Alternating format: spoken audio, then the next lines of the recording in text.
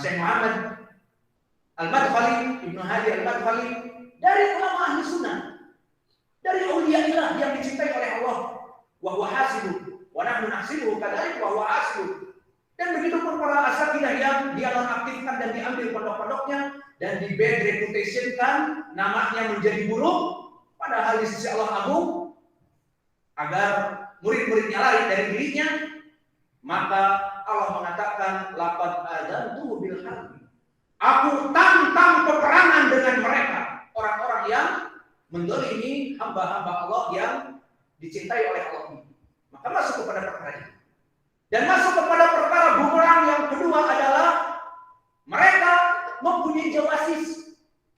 Mereka mempunyai namam pengadu domba di ma'had-ma'had. Mereka mengorek-ngorek apa yang dilakukan ustaz tersebut, apa yang dilakukan ustaz tersebut disampaikan kepadanya, maka masuk kepada hadis man yatatabba aurata akhi yatatabba Allah auratahu hatta fi qa'ri baiti. Barang siapa yang mengorek-ngorek dan mencari-cari dengan memutuskan spy para informan bahwa si fulan begini, si fulan begitu, dilaporkan kepada mereka sehingga mereka menetapkan sudah keluar dari daerah salah, maka barang siapa yang mencari keaiban dari saudaranya, Allah membongkar keaiban dari orang tersebut. Hatta fi qa'ri baiti, apa yang dia lakukan dengan istrinya di gelap malam yang tertutup dengan pintu kamarnya, Allah akan bongkar dan didengar oleh seluruh manusia, dan manusia merasa terkucil darinya. Dan itu wahai. Dia bercerita mencela para asatidzah kibarnya, kemudian setelah itu orang ini malah menyebarkannya, maka didengar oleh ribuan ahli sunnah bahwa Luqman Ba'atun mencela kelompok 0, maka akhirnya dia senjata makan tuan makan senjata. Maka akhirnya dia terpuji, dia dijauhkan. Maka tidak lekang dari kita fitnah al-Luqmaniyun, as-Sahabilah dan Sirna. Maka di sini menjadi pendalilan bagi kita. Semua mereka mengklaim pada dasarnya adalah ahli sunnah, as-salafiyah. Maka mereka sekarang telah tercerai-berai. Maka ahli sunnah miskin semakin hari semakin terpecah. Seperti kita melihat di Jelapang ini yang dakwahnya sudah sekitar 10 tahun lebih. Datang fitnah al-Hajuri terpecah. Datang fitnah as-Sahabiqah terpecah. Maka sekarang dakwah kita bersatu kembali dalam dakwah ahli sunnah wal jamaah, tidak mengikuti as-Sahabiqah, tidak mengikuti al-Hajuri.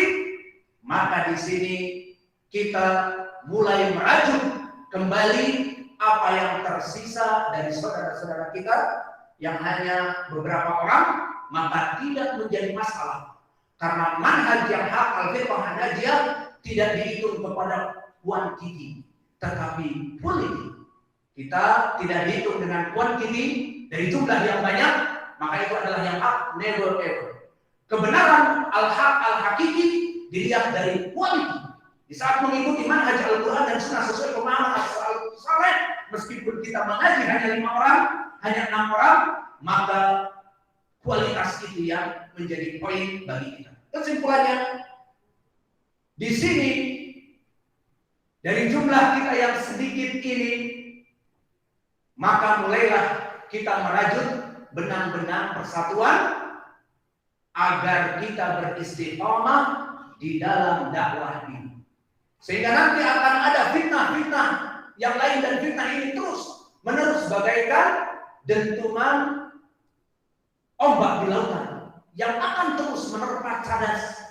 Namun jika kita cadas yang tegar dengan istiqomah kepada Allah, Allah akan terus menjaga fitnah yang baru. Akan ada lagi fulan ibnu fulan, kelompok al-fulaniyah yang baru. Maka kita akan tegar istiqomah, dan ini yang akan kita cari. Maka dari mukadimah yang kami sebutkan tadi bahwa kita ini sudah dalam keadaan tercerai-berai, maka tidak apa-apa. Dari jumlah yang ada, kita membuat tim yang baru, membuat Ahlussunnah Salafi United yang baru, kita berkumpul dan dengan ilmu Al-Quran dan Sunnah sesuai pemahaman as-salafus saleh, kita merajut kembali ukhuwah kita. Maka ketahuilah ya ibadah Allah bahwa permasalahan ukhuwah dari dakwah Ahlussunnah yang kita stranger ini adalah sudah diperintahkan oleh Allah agar kita saling menjaga ukhuwah dan berta'awun. Maka seperti di dalam Al-Quran Allah berfirman, innamal mu'minuna ikhwatun, di dalam surat Al-Hujurat, bahwa maknanya innamal mu'minuna ikhwatun, innama dari segi syahidnya adalah yufidul hasr, maknanya memberikan makna spesifik, memberikan makna kekhususan. Innamal mu'minuna ikhwatun maknanya tidaklah seorang mukmin kecuali dia merajut persaudaraan dengan yang lainnya. Maka seseorang muslim atau mukmin dia tidak bisa hidup sendiri, harus berekosistem dan melaksanakan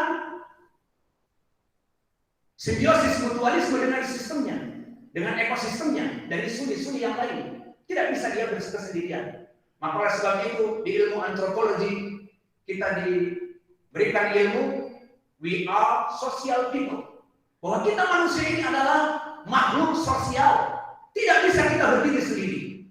Justru manusia yang berdiri sendiri apapun namanya, mengaku dia sunni atau bukan sunni, mengaku mempunyai agama atau tidak mempunyai agama, dia senang hidup berkesendirian, tidak mau berbicara dengan yang lain, tidak mau berbicara dengan tetangganya, hidupnya sendiri, bahkan di rumah pun di kamarnya sendiri, tidak mau duduk dengan orang tuanya, kakak-kakaknya, dan tidak mau bergabung dengan yang lain. Kita katakan orang ini sakit, schizophrenia, sakit, ingin sendiri, maknanya mamsus, mungkin ada syaitan dengannya, syaitan ingin dengannya terus. Namun yang normal kita ini berhubungan dengan masyarakat yang lain. Maka gambarannya jika kita meninggal, badan kita sudah kaku, yang memandikan kita adalah saudara-saudara kita, dan yang memasukkan kepada liang lahat adalah saudara-saudara kita, maka we are social people. Maka oleh sebab itu, disyariatkan di dalam Islam untuk menjaga ukhuwah ini, tidak bisa anak muslim, anak berdiri sendiri dengan muslim saya. Anak salafi, anak berdiri sendiri dalam berdakwah. Tidak. Tetapi harus kita ini, karena we are social people, untuk saling bermuamalah dan saling hidup di ekosistem yang sama, memberikan fawaid yang sama, hidup dalam keadaan simbiosis yang mutualisme. Maka pendalilan untuk permasalahan simbiosis mutualisme seperti kami sebutkan, innamal mu'minuna ikhwatun. Lafaz innama yufidul hasr maknanya tidaklah seorang mukmin kecuali dia bersaudara. Maka lafaz innama yufidul hasr seperti kita ambil contoh hadis yang masyhur, innamal a'malu binniyat. Maknanya tidaklah niat-niat itu diterima kecuali dengan afwan. Tidaklah amalan-amalan itu diterima kecuali dengan niatnya. Apalagi yang mau kita berikan contoh innama. Innama yakhshallaha min ibadihi ulama misalnya. Maka yufidul hasr juga. Maknanya apa? Tidaklah dari orang yang paling takut kepada Allah kecuali hanya para ulama. Kembali kepada ayat ini, innamal mu'minuna ikhwatun, tidaklah seorang mukmin yang mengaku mukmin hakiki kecuali dia merangkul saudaranya. Tidak bisa dia dakwah sendiri, tidak bisa dia mengklaim dirinya yang paling benar. Di sana ada saudara-saudara kita yang lain yang dalam keadaan manhaj yang hak. Maka inilah pendalilan dari Al-Quran bahwa kita dituntut untuk berukhuwah dan menjalin ta'awun di dalam dakwah yang kita klaim bahwa kita adalah manhaj yang hak, al-firqah an-najiyah atau taifah mansurah, Ahlussunnah wal Jamaah. Dan pendalilan yang kedua juga di dalam ayat Al-Quran, Muhammadur Rasulullah walladzina ma'ah asyidda'u 'alal kuffar ruhama'u bainahum. Disifatkan bahwa sifat Nabi Muhammad dalam berdakwah, dakwah Islam, dakwah yang ma'ana alaihi wa ashabi, dakwah yang ashawadul aqam, dakwah yang hak ini, maka sifatnya bagaimana?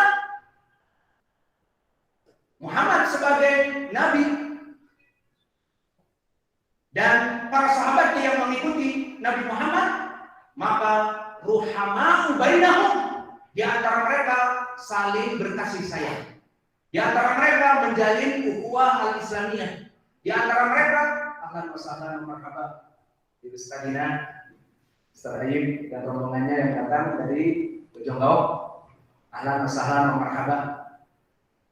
Maka di dalam ayat yang kedua ini pendalilannya juga jelas bahwa sifat Nabi kita Muhammad Rasulullah waladina ma'ah asyidda 'alal kufar.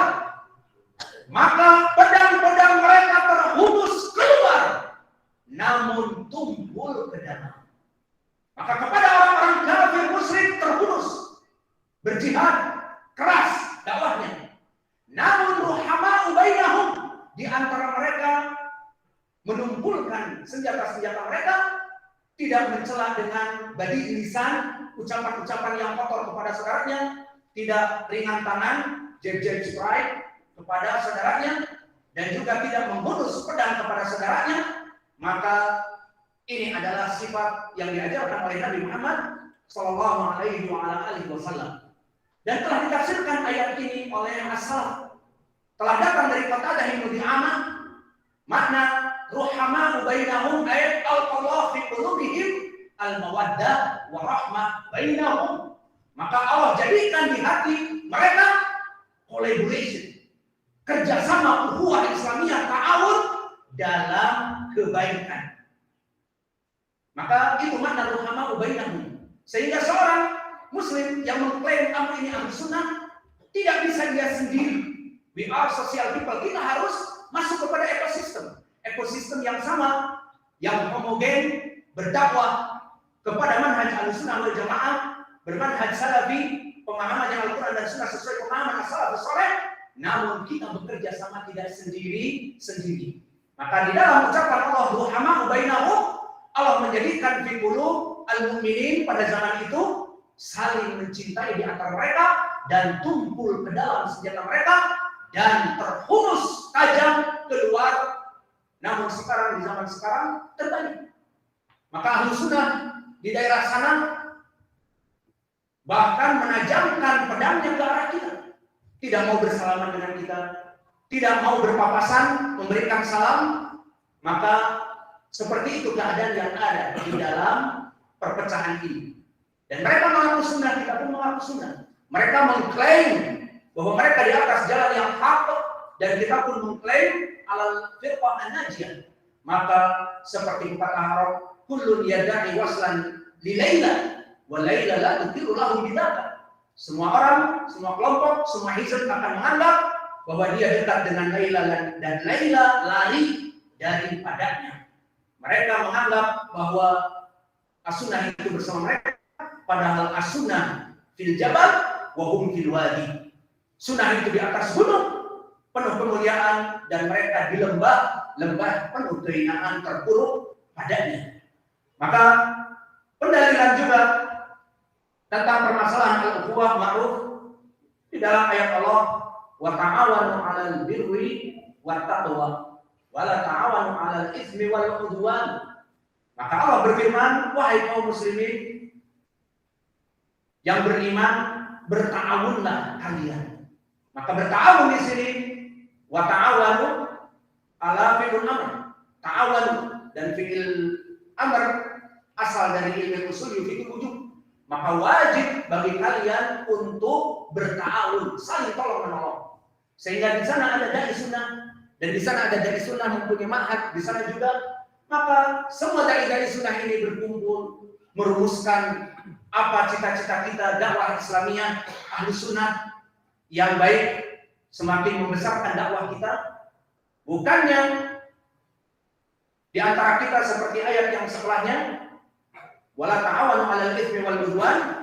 Maka di antara dari ma'had yang senior kemudian ada ma'had yang baru, maka ma'had yang baru ini dianggap menyimpang. Harusnya gabung dengan kita. Kalau gabung semua penuh. Ma'had sudah penuh. Dan orang-orang yang ingin belajar di Bandung Timur, Bandung Barat misalnya banyak. Maka kita bikin tempat di Bandung Barat. Maka berlapang dada dari pondok yang besar ini, dari ustadz yang kibar ini, berlapang dada dan membantu kepada pondok yang dibuat baru dengan tujuan untuk melebarkan sayap, maka diberikan izin, bahkan dibantu dalam pembangunannya dan dibantu diberikan kader-kader ustadz-ustadz seperti itu. Wa ta'awanu 'alal birri wat taqwa wa la ta'awanu, maka di lafaz yang setelahnya datang dengan la nahiyah. Maka wala ta'awanu di sini fi'il mudhari yang majzum dengan la nahiyah, dan la nahiyah di ilmu usul memberikan makna at-tahrim. Maka haram bagi kalian untuk ta'awun 'alal itsmi wal 'udwan.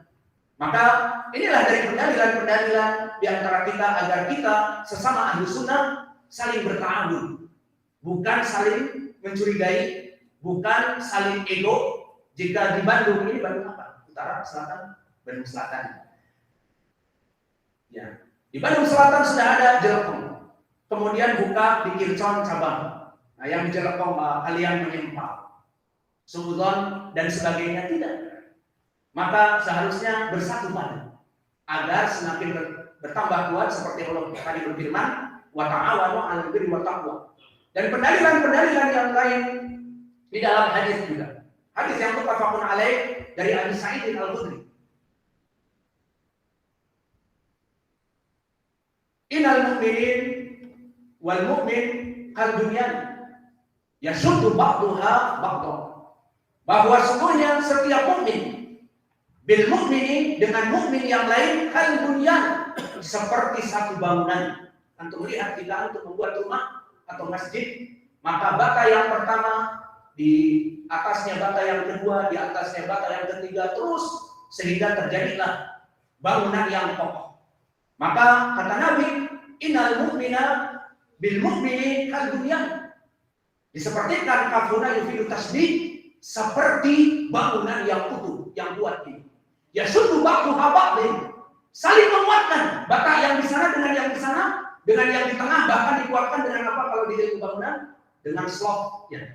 Yang mana slop itu besi, kemudian dicor, pojok sana dengan pojok sana, bata-batanya yang ada 1000 itu bersambung dari pojok ke pojok dengan slop. Maka Nabi kemudian syabaka biyadihi hakadha. Nabi kemudian menggenggam tangannya seperti ini, lihat bagaimana jaringan yang kuat kokoh ini.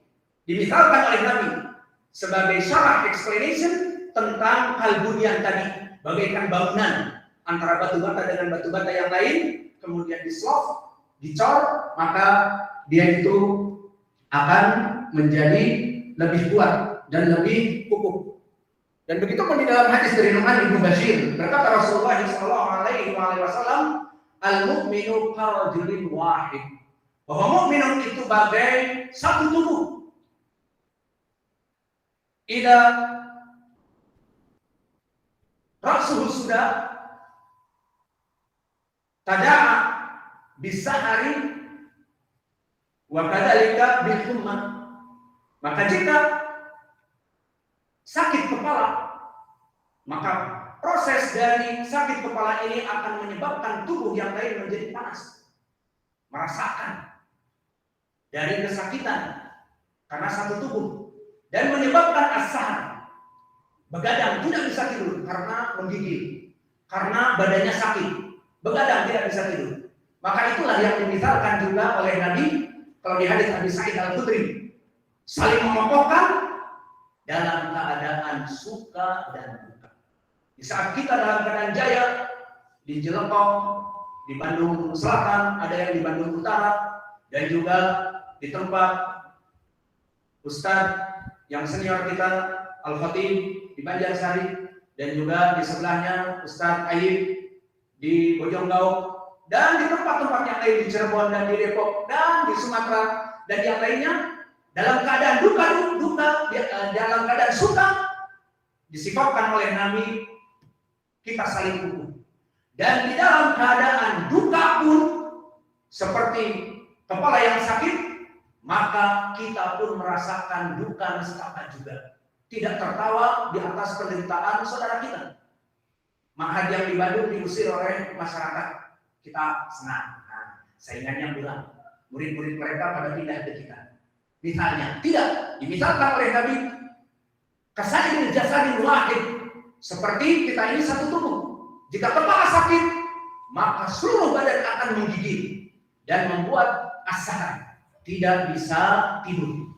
Maka dalam duka di antara ma'had kita ada yang kekurangan dana, ada yang kekurangan pengajar, maka di pondok-pondok yang lain merasa sedih. Waduh, di sini alhamdulillah banyak pengajar Al-Quran, kita kirimlah kader ke sana. Di sini alhamdulillah kucuran dananya, kerannya agak besar, ya sudah dialihkan kucurannya juga ke tempat yang lain, misalnya seperti itu. Jadi dalam keadaan suka dan dalam keadaan duka kita semuanya berkumpul. Maka ini hakikat dari permasalahan dakwah yang ada. Namun di sini pertanyaan yang besar, the big question here. Kalau begitu, kenapa selalu di saat dakwah kita dalam keadaan kuat, seperti dulu di zaman Syekh Mukbil, kemudian datang fitnah Al-Hasaniyun nusiba ila Abil Hasan dan Al-Hajabirah nusiba ila Al-Hajuri, Yahya bin Ali Al-Hajuri wa ma'adraka Al-Hajuri. Kemudian datang kelompok As-Sa'afikoh dari Luqman Ba'adu dan sebagainya. Kenapa? Dakwah yang jaya setelah beberapa bulan, beberapa tahun mesti akan ada fitnah yang menghempas dan kandas dan terpecah dan bahkan terburuk di tempat yang sama. Kenapa?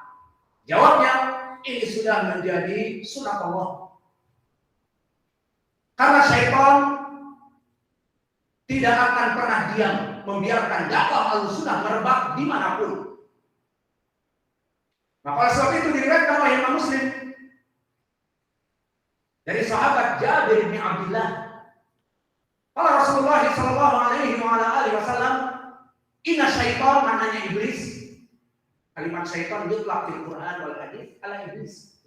Maka semuanya iblis itu arsuhu fil ma', kerajaan besarnya di atas samudra. Kemudian qad ya'isa iblis an yu'bada fi jaziratul Arab walakin at-tahrish bainahum. Maknanya iblis yang mempunyai singgasana di atas laut itu setiap hari membuat fitnah dan mereka mempunyai plans, jamak dari planning, mempunyai rencana, dan dia mempunyai pertama plan A, plan A. Rencana pertama apa? Menjadikan manusia semuanya musyrik.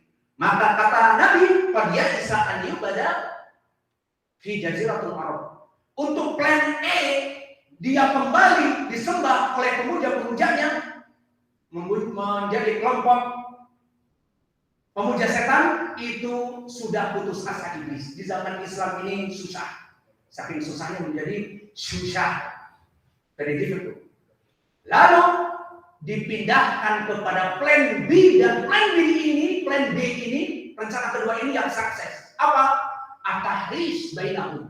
Biarlah mereka ahlu tauhid ada, biarlah mereka ahlu sunnah ada, namun dakwah mereka akan kita buat tercerai-berai dengan ditahrish, dengan kita buat fitnah di antara mereka, sehingga yang tadinya satu kuat dan banyak kuantiti dan kuantitinya jumlahnya banyak di mana-mana dalam satu komando, dan quality dari segi ilmu dan dari segi pemahaman kepada manhaj Ahlussunnah wal Jamaah dan mengikuti para ulama Ahlussunnah wal Jamaah, semuanya kokoh. Maka plan B kita adalah mengalihkan persaudaraan mereka kepada at-tahrish bainahum. Terjadi persengketaan di antara mereka, terjadi fitnah di antara mereka. Ini plan B dari usaha iblis yang sudah putus asa, dan ini menjadi sukses. Mana dari suksesnya? Di dalam hadis, di beberapa riwayat Muslim disebutkan, inna iblis qasruhu fil ma', maknanya alal ma', fa fi kulli waqtin yarsilu saraya. Iblis ini dalam setiap waktu, anytime, anywhere, dimanapun, kapanpun, mengirim saraya. Apa makna saraya? Kumpulan serdadu yang dipimpin oleh beberapa pemimpin. Kalau kita kembali ke ABRI misalnya, Ada peleton yang dipimpin oleh 40, yang dipimpin oleh sergeant ataupun letnan. Adapun di atasnya adalah batalion seperti batalion infanteri. Maka dipimpin 1000, dipimpin oleh satu orang dinamakan kolonel. Maka begitu pun iblis mengutus saraya, kelompok-kelompok, jumlah-jumlah para syaitan yang membantunya untuk menyebarkan tahris fitnah ini. Mana wajah pendalilannya bahwa tahris ini yang sekarang dilaksanakan dan dijalani dan sukses bagi iblis? A'dhamuhum fitnatan. Maka yang paling ditinggikan jenderal-jenderal iblis ini yang memimpin ribuan dari serdadu-serdadunya, a'dhamuhum fitnatan. Yang paling banyak fitnahnya di kalangan manusia. Maka karena inilah kita berpikir di zaman Syekh Mukbil, kita kembali ke sudut pandang saya pribadi yang merupakan belajar di tempat kami Syekh Mukbil. Setelah Syekh Mukbil sakit, kemudian mulai sakit dan meninggal, mulailah anak-anaknya yang dulu duduk bersama dia, Al-Hajuri, mempunyai dakwah yang nyeleneh. Abul Hasan sebelumnya juga merasa dirinya number one, best of the best. Kemudian setelah itu murid-muridnya yang di Indonesia ada yang berdakwah terlalu melempem. Apa itu dakwah-dakwah melempem? Dakwah sumriyah yang diboncengi oleh roja dan sebagainya, ataupun aturafiyun. Maka mereka kita katakan dai-dai melempem. Kenapa? Bagaikan menggigit kerupuk yang masuk angin seperti spons. Maksudnya melihat kebid'ahan, melihat kesesatan, tidak garang lagi. Dulu di tempat saya Mukbil, anak kalau pulang membawa kampak, di kampak televisi.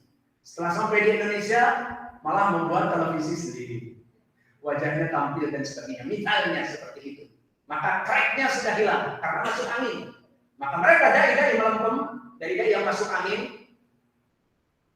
Berbeda dengan kita, insya Allah dai-dai yang tegar terhadap sunnah, melihat kemungkaran, saling menasehati, maka kita masih dai crackers, bagaikan kerupuk yang masih hangat, jika digigit crack, melihat kemungkaran crack, kita tahdir dan sebagainya.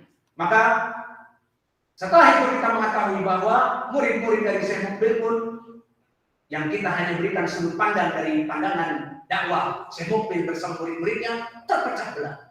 Hasil dari mahakarya iblis laknatullah mentahris bainahum. Maka inilah dari penyebab kenapa kita dalam keadaan selalu terpecah dan terpecah. Kemudian merajut kembali al-ukhuwah dan selalu terpecah dan terpecah karena plan B iblis ini at-tahris bainahum dan plan B ini sukses, maka di antara kita semakin terpecah dan itu sudah menjadi sunatillah. Pelajaran kita masih lama, maka mungkin kita pending. Badal maghrib kita tambah lagi. Ya. Badal isya, terserah pokoknya kita lanjutkan. Tidak apa-apa, tidak sesuai schedule. Selama masih kebaikan, tidak apa-apa. Sesuai ucapan Nabi, apa? Zadakallahu hirsan. Tidak apa-apa, tambah semangat dalam kebaikan. Jadi kita jadwalkan hanya asar saja. Ada waktu maghrib, sikat tambah lagi maghrib. Kalian untuk apa datang ke sini hanya sekedar satu pelajaran misalnya. Dan alhamdulillah ada ustaz-ustaz yang lain bisa saling memberikan faedahnya. Barakallahu fikum, naktafi wa jazakumullahu khairan. Barakallahu fikum. Mana sih?